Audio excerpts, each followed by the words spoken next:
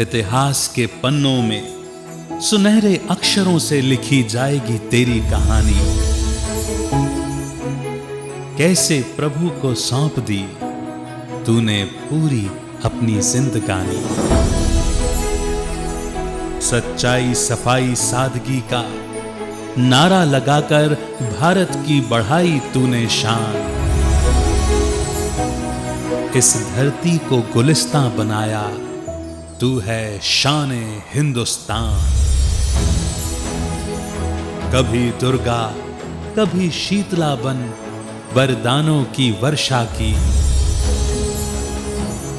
मातृ प्रेम लुटाया सब पर है रूहानी पालना की। तेरी शिक्षाओं की कुंजी ब्रह्मा वत्सों द्वारा पाई है। तेरी यादों को संजोकर एक नई माला बनाई है, एक नई माला बनाई है, एक नई माला बनाई है। कंपेनियन ऑफ गॉड, दादी जानकी।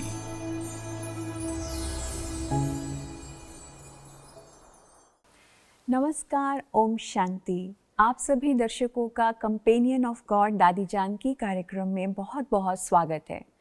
प्रिय भाई बहनों, दादी जानकी जी की उम्र से उनकी कार्य क्षमता की अनुमान लगाना संभव नहीं था। दादी जानकी जी ने बदलते समय के अनुसार अपने आप को ढाला था, इसलिए वो किसी चैंपियन से कम नहीं थी। नई टेक्नोलॉजी का भी दादी जी ने भरपूर रीति से इस्तेमाल किया और सीखा।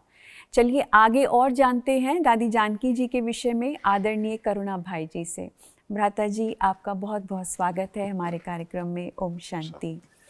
हम जैसे पिछले एपिसोड में आप चैनल की बात कर रहे थे, सेवाओं की बढ़ने की बात कर रहे थे, तो हम आपसे जानना चाहते हैं, क्योंकि आप मीडिया के चीफ रहे हैं और आपने इलेक्ट्रॉनिक्स इंजीनियरिंग की है और इस यज्ञ में आपकी सेवाओं को किस प्रकार से प्रिंट मीडिया, फिर इलेक्ट्रॉनिक मीडिया, फिर कैसे ये सेवाएं बढ़ी, तो उसके विस्तार में आप थोड़ा हमें मार्गदर्शन करें।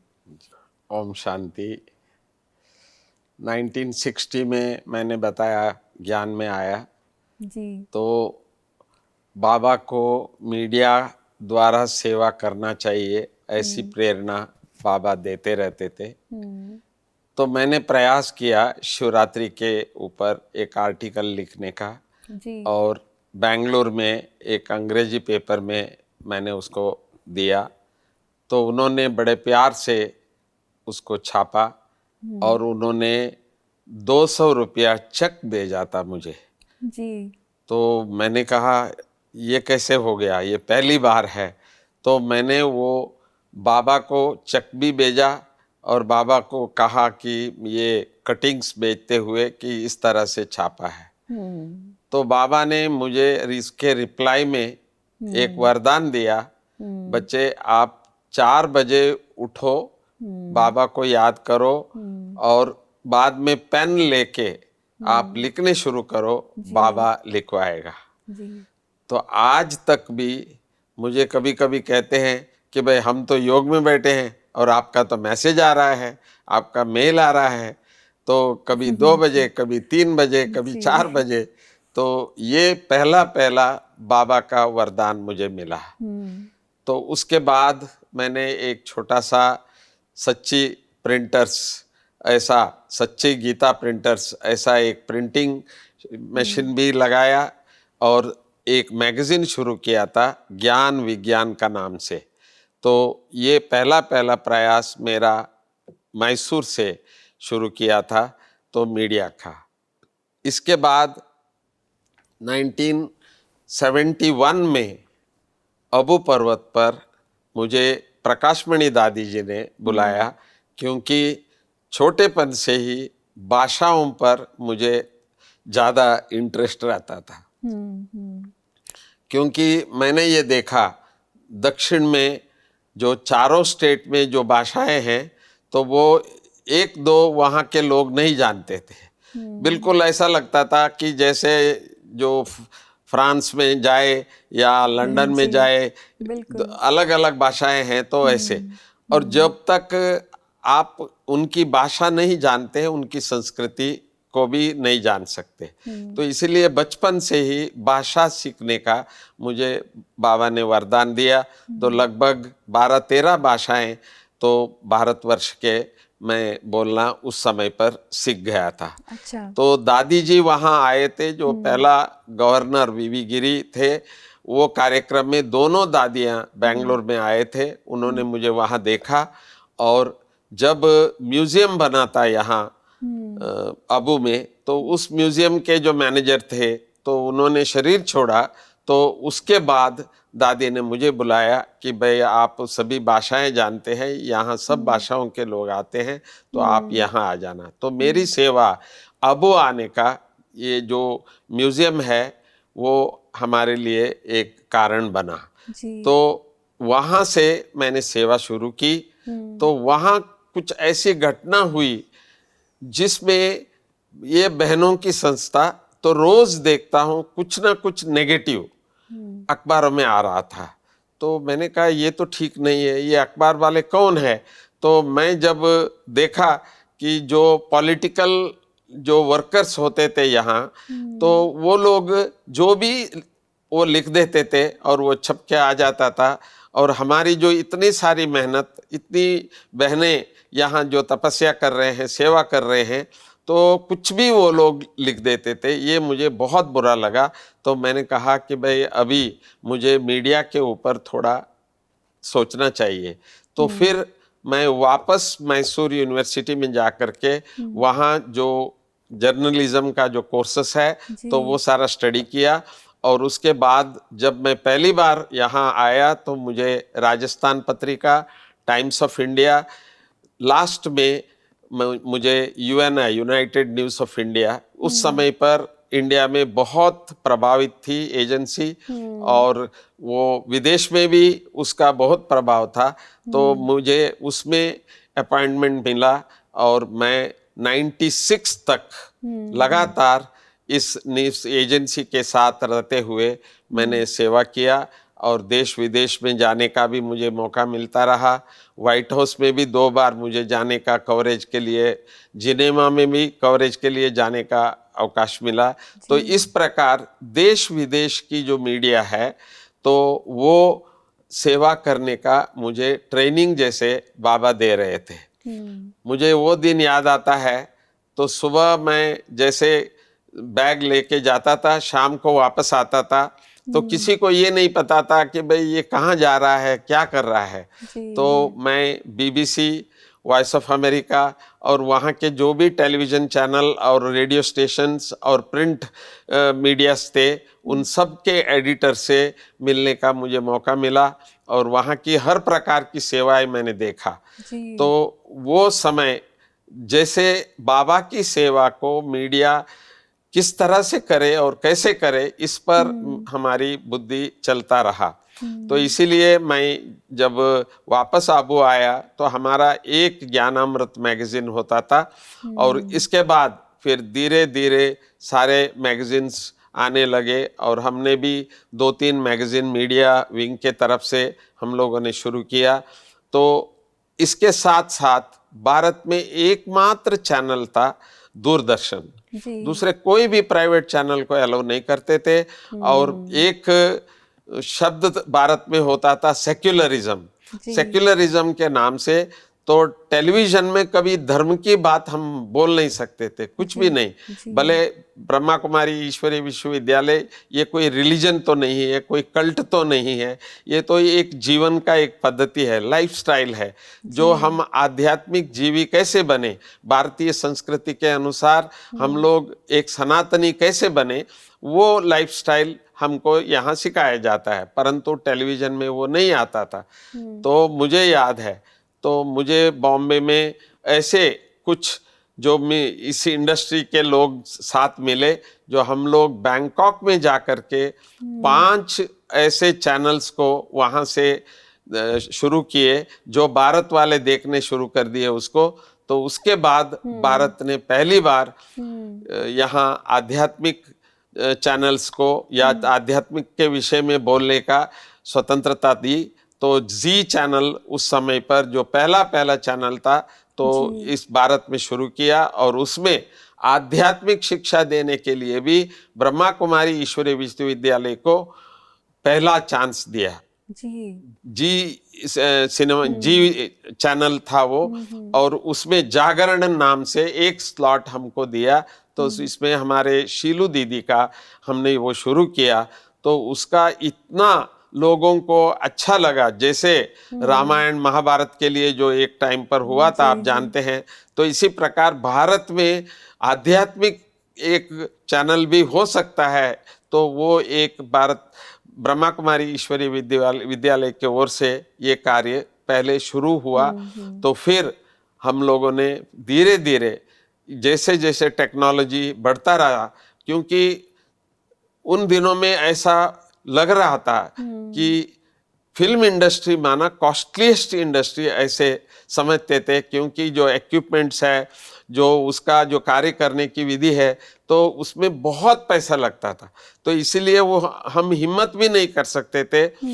परंतु सीखने का ज़रूर कोशिश किया कि 16 mm, 35 mm, और इसके बाद वीडियो में परिवर्तन हुआ तो वो सारा हम लोगों ने धीरे धीरे धीरे अभ्यास करते रहे। बॉम्बे में 3-3 मास, 6-6 मास जाके रहना पड़ा मुझे, और फिल्म इंडस्ट्री में भी, फिल्म सिटी में भी जाके रहता था, और वहाँ भी जो अनेक फिल्म्स जो बनते थे वो भी मैं देखता रहा। तो किस तरह से बाबा की इस ज्ञान को विश्व तक पहुँचाना हो, तो क्योंकि साकार बाबा की मुरली में मैंने सुना था कि एक दिन ऐसा आएगा बच्चे, जो हर घर में बाबा दिखाई देगा, हर घर में बाबा दिखाई देगा। तो ये कैसे हो सकता है? जी। बाबा हर घर में दिखाई देगा, तो कोई सोच भी नहीं सकते थे। तो कि भाई इस तरह का जो आज आप देख रहे हैं कि कितने चैनल और कितने ये हर घर में, तो वो स्वप्न जो था, तो बाबा ने धीरे धीरे, जबकि पहली बार इंडिया में सुपर 8 का जो टेक्नोलॉजी आया, तो जो बाबा का ये कार्य को आगे बढ़ाने की हिम्मत आई, क्योंकि वो बहुत महंगा नहीं था। जो फर्स्ट टाइम पूरे फिल्म इंडस्ट्री एक सामान्य रूप से हम लोग बना सकते हैं, तो पूरे बॉम्बे इंडस्ट्री वाले मेरे ऊपर हंसते थे कि भाई ये क्या ले आया तुम, इतना छोटा सा, क्या इसमें कोई फिल्म बनेगा, इसमें कोई ये इंडस्ट्री का है ये।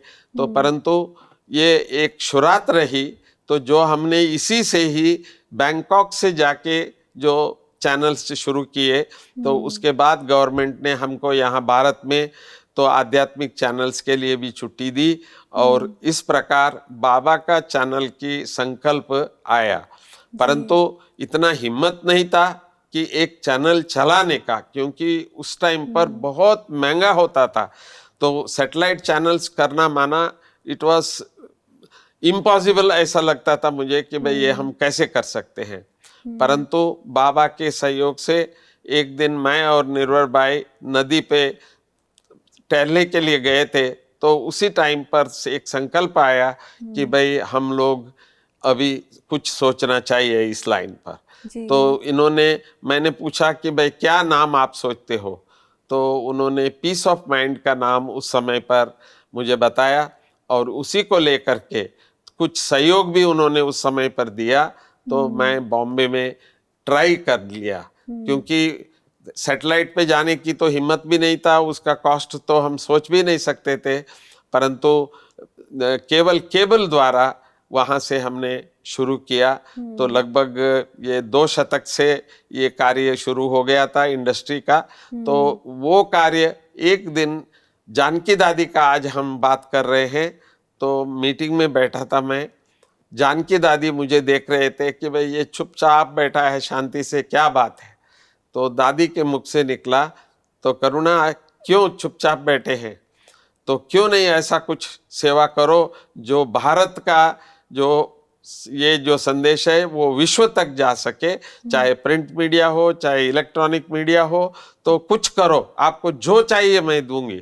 तो सचमुच उनका जो शब्द था और उनका जो सहयोग था, उससे एकदम हिम्मत आई कि भाई हमको भी एक फुल प्लेज्ड चैनल शुरू करना चाहिए। जी। और प्रिंट मीडिया भी, उसको भी एक रूप रंग बदलना चाहिए। तो सचमुच एक बहुत बड़ी रेवोल्यूशन मीडिया में तब से शुरू हुआ। तो तो फिर हमने पहला चैनल हमारा रिलायंस में हम लोगों ने शुरू की थी, वो सैटेलाइट के रूप से वो चलाने की, और उसके बाद धीरे धीरे धीरे बाबा ने यहाँ तक लाए हैं। आज सारे विश्व में जैसे समय टेक्नोलॉजी अभी चल रही है, एडवांस तो एडवांस ऑफ टेक्नोलॉजी जो आप कहो, मुझे वो भी बाबा की बात याद आती है, जो विज्ञान की प्रगति होगी बच्चे वो पहले आपके पास आएगा। जी जी। बाबा कहते थे मिनट मोटर, तो उन दिनों में तो एक एम्बेसडर गाड़ी या फिएट देखते थे सारे इंडिया में कितने सालों तक, परंतु जैसे रेवोल्यूशन हुआ तो आज आप देखते हो विश्व में बाद में आता होगा, पहला सब कुछ यहाँ आता है। तो इसी तरह से ये जो टेक्नोलॉजी है मीडिया का, वो भी इतना फास्ट आने लग गया, तो जो भारत में प्रिंट मीडिया भी इतना फास्ट हो गया और ये जो इलेक्ट्रॉनिक मीडिया भी बहुत फास्ट हुआ। तो आज जो हम देख रहे हैं ये बाबा के आशीर्वाद से सारे इंडिया में हर भाषा में इस समय पर इलेक्ट्रॉनिक मीडिया भी आगे जा रहे हैं, और हर एक बाबा के बच्चे ये जानते हैं कि मीडिया कितनी सेवा करते हैं। तो मैं समझता हूँ आज आप हमारे से पूछ रहे हैं, तो आज प्रैक्टिकली ईश्वरीय विश्वविद्यालय केवल डिजिटल से चल रहा है, केवल इलेक्ट्रॉनिक मीडिया से चल रही है। हर एक के पास चाहे मुरली है, चाहे तपस्या का है, चाहे गीतों का है, हर बात की जो है कम्युनिकेशन है वो पूरा टेक्नोलॉजी से इस समय पर चल रहा है, जिसको हम मल्टीमीडिया कहते हैं। तो ये सेवा करने का पूर्ण सहयोग मुझे जानकी दादी जी से मिला। तो मुझे याद है प्रकाशमणि दादी जी लास्ट में 3 स्थान पर गई थी, पीस विलेज में, और लंदन का नया मकान के लिए, और ऑस्ट्रेलिया का भी विशेष सेवा था। तीनों लास्ट ट्रिप जो दादी ने किया था तो मुझे साथ लेके गई थी और मुझे वहाँ का सारा अनुभव कराया था। तो जानकी दादी मुझे लंदन और अमेरिका की टूर पे थी, तो उस समय पर मेरे साथ एक ये हुआ, जो पहले मीडिया में एक बहन डिनिस बहन के नाम से यज्ञ में आज सब जानते हैं, तो वो मुझे पीस विलेज में मिली। तो मैंने जब जानकी दादी को कहा, दादी ये बहन को मैं इंडिया में ले जाऊं, तो क्योंकि उस समय पर वो फ्री थी, तो दादी की बात याद आती है। तो जानकी दादी ने कहा, तुम नहीं जानते हो विदेशी कैसे होते हैं, विदेशियों को कैसे चलाना है, ये इंडिया वाले जैसा नहीं है। तो मुझे बहुत डर आया, परंतु मुझे 83 से बाबा ने सारे विश्व का चक्कर लगाया था, और विशेष मुझे उस समय पर बताते थे तो जर्मन्स जो होते हैं ना वो सबसे टफ है, ऐसा बोलते थे। तो मैंने कहा तो मुझे जर्मनी से ही ये टेक्नोलॉजी शुरू करना है, क्योंकि जर्मन उस समय पर टेक्नोलॉजी में बहुत आगे होते थे। तो इसीलिए हर साल जर्मनी भी जाता था, और डिनिस बहन का भी परिचय मुझे वहाँ जर्मनी में ही हुआ था, और वो उस समय पर BBC में मीडिया का करस्पॉन्डेंट थी। तो मैं इसीलिए सोचा कि भाई इस मीडिया को अभी विश्व में लाना, क्योंकि जानकी दादी सदा कहती थी कि भारत में क्या होता है विश्व में नहीं आता है, तो विश्व में क्या होता है वो भारत में नहीं आता है। तो ऐसा कुछ करो तो जो दोनों जगह में होवे, एक ही टाइम पे पहुंच जाए कि सब। आज तो ऐसी अनुभव है, तो भारत का हर न्यूज़ जी देश में कहीं मिस भी हो सकता है, पर विदेश में ये हो रहा है, मैं देख रहा हूँ। तो उस समय पर जानकी दादी ने कहा था, तो विदेश और देश एक कैसे हो, तो वो प्रयास हम करते रहे। और आज मैं देख रहा हूँ कि एक ही मुरली जो हम इंडिया में पढ़ रहे हैं, वो सारे विदेश में सभी एक ही वही मुरली पढ़ रहे हैं, यही मीडिया के द्वारा। तो इस तरह से हमारा एक ही प्रयास है, जो मीडिया है इसको विश्व का एक करने में बहुत सहयोगी रहा है, और यही हमको करना है।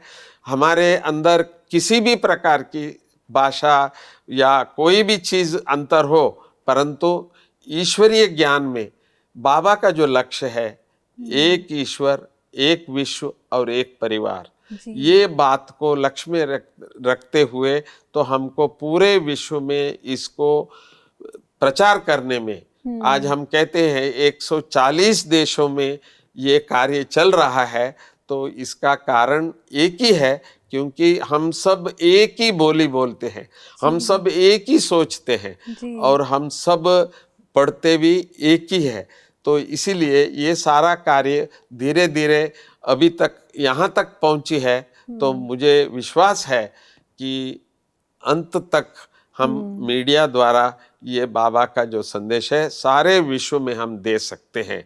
जो चीज़ हम नहीं सिखा पाए थे, तो वो भी आज, जैसे सोशल डिस्टेंस जो कहते हैं, तो जिसको हम अपनी भाषा में कहते हैं पवित्रता, शुद्धता, भारत में किस तरह से जो लोग जी रहे हैं, तो एक दो को रेस्पेक्टफुली, तो वो अभी जैसे समय भी सिखा रहा है और मीडिया द्वारा भी ये शिक्षा सबको सिखाया जाता है। जी, तो जी। जब भी लोगों ने कहा कि भाई हाथ मिलाओ नहीं, नमस्ते करो, तो मुझे याद आया, देखो बाबा कैसे भारतीय सनातन संस्कृति को धीरे धीरे सारे विश्व में वो बना रहे हैं और सुन रहे हैं और कर रहे हैं। तो ये भी एक मीडिया का पूरा उपयोग जो हो रहा है। उसी के बारे में हम आपसे एक बात और जानना चाहते जी, हैं। जी। ये जैसे जब दादी जानकी जी ने शरीर छोड़ा, तो भी सारे विश्व में लॉकडाउन लगा हुआ था जी। और सबके लिए बहुत दुविधा जैसी सिचुएशन थी कि इतनी बड़ी संस्था की दादी है, हेड है, और वो शरीर का त्याग करे और किसी को आने की अनुमति नहीं, कहीं से भी आने की अनुमति नहीं। तो ऐसी सिचुएशन में आपने क्या आभास किया कि किस प्रकार का वातावरण था सब जगह, और वो परिस्थिति को कैसे ओवरकम किया? देखिए, जानकी दादी जी। के समय पर जानकी दादी में कुछ विशेषता थी जो मैं बोलना चाहता हूँ। जानकी दादी सिंपल, सरल, जी। वो इनका एक लाइफस्टाइल हमने देखा था। जी। जी। इकोनॉमी, एक नामी, ये दो शब्द इनका जैसे हम लोगों के लिए एक वरदान के रूप, उसको देखते ही ऐसा लग रहा था कि भाई जैसे इकोनॉमी क्या होता है, एक नामी क्या होता है, वो जानकी दादी का हम लोगों को पाठ था। जी। जानकी दादी भी कई बार ये कहते थे, दादी 104 साल के हैं, तो दादी हंसती थी। तो मैं भी यही चाहती थी कि इस विश्व का जो अंत कैसे होगा, या शुद्धता, जैसे आपने कहा कि दादी को एक एम्बेसडर बनाया था स्वच्छता की। जी। जी। तो ऐसे ये भारत ऐसा एक स्वच्छ भूमि जिसको हम स्वर्ग कहते हैं, स्वर्णिम युग कहते हैं, तो वो कैसे होगा वो मैं देख के जाऊंगी, इसीलिए बाबा मुझे रखा है। तो ऐसा कभी कभी हंसते कहती थी, और सचमुच ऐसा हो गया। जो देखा सारा विश्व में, एक दो को कहते हैं दूर रहो, दूर रहो। जी, बिल्कुल। एक प्यूरिटी समझो, या एक ऐसी स्थिति बन गई, सारा विश्व को जैसे सैनिटाइज करो, हर चीज को शुद्ध बनाओ, हर चीज को शुद्ध करो। तो इस तरह की एक समय रहा। तो एक दो के पास ना कोई जा सकते हैं, ना कोई आ सकते हैं। हाँ जी। मुझे 2 दिन पहले एक भाई कह रहे थे कि दादी, जानकी दादी के लिए तो 1 लाख लोग आ जाते थे, जी, बिल्कुल। परंतु ऐसा हो गया जो एक भी नहीं आ पाए। जो लोग यहाँ थे, यहाँ रह गए। तो इसलिए हम कहते हैं कि दादी का जो दोनों संकल्प, एक तो एक सृष्टि की महापरिवर्तन, इसको भले महामारी कहते हैं, ये कहते हैं, परंतु एक बहुत बड़ा परिवर्तन जो जीवन में, जैसे परिवार एक साथ होके रहने का, हाँ जी। और सभी देशों में, चाहे वो कितने भी साहूकार हो, कितने भी गरीब हो, तो सबको एक जैसा एक भावना आने का, इस तरह की बहुत कुछ इस दुनिया में हम लोग अभी चेंज देख रहे हैं।